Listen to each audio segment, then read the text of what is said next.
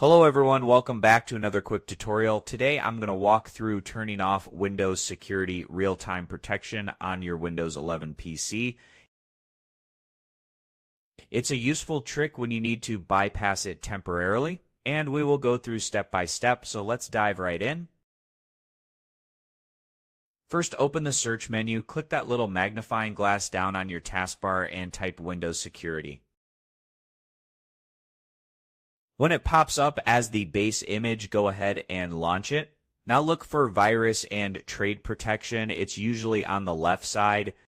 Give it a click, scroll down a bit if needed, and under virus and trade protection settings, you will see many settings. Hit that.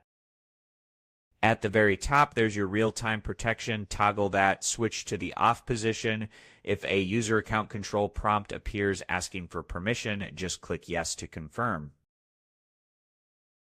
Want to turn it back on later, simply flip that toggle back to on quick in PC. That's it, folks. We've switched your real-time protection in just a few clicks. If this worked for you, smack that like button, share it with your friends, and subscribe for more awesome tips. See you next time.